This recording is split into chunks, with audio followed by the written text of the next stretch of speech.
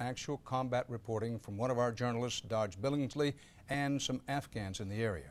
Billingsley reminds us that the goal of Operation Anaconda is, as the name implies, to surround the enemy, strangle him, and turn the ground he holds into a killing ground. But as in every battle and every war, the plan was perfect, only until the fighting started, as it did early last Saturday. It was 4:30 in the morning, local time Saturday, when 6 Chinook helicopters loaded with American soldiers took off from the Bagram Air Base and headed south. They were part of a plan to capture hundreds, perhaps thousands, of al-Qaeda and Taliban soldiers massed south of Gardez in the frozen mountains of southeastern Afghanistan. The American generals expected to force a mass surrender. Their enemy had a different plan. The U.S. would set a trap. That was the idea. Anti-Taliban Afghan fighters, bolstered by U.S. Special Forces, would swoop into Gardez from one side. The Taliban would either surrender or try to escape eastward toward the Pakistan border. Waiting for them there would be the soldiers from the 10th Mountain and 101st Airborne Divisions.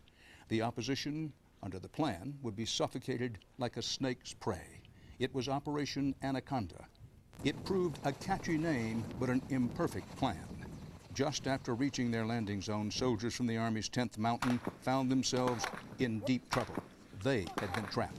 They landed in a hornet's nest of enemy activity, according to our reporter DODGE Billingsley. There were casualties almost immediately, he said. Taliban and al-Qaeda forces controlled the high ground around the landing zone and were able to drop mortars from their positions. Apache gunships tried to provide air cover, but 3 were hit and had to turn back. Special Forces snipers took to the hills trying to drive out enemy targets, firing on the American soldiers below. But they had little luck because the Taliban and al-Qaeda positions were well fortified in caves and hidden from view. Then big guns were called in, and for the first time ever in combat, the U.S. dropped a thermobaric bomb intended to set off a massive explosion and kill anyone inside a cave. It wasn't enough, not nearly. As that horrible Saturday wore on, troops from the 10th Mountain Division took casualties as American choppers attempting to come to their aid were repeatedly turned back. DODGE Billingsley described a scene that was part Hollywood, part hell. Quote, troops dug in for 6 hours under mortar fire. The wounded were put in their sleeping bags and basically buried to protect them from enemy fire and plummeting temperatures which reached well below freezing. Finally, after 20 hours in battle, the American soldiers were extracted from the Taliban's crosshairs. All but one. U.S. Army Staff Sergeant Stanley L. Harriman was killed by Taliban mortar fire.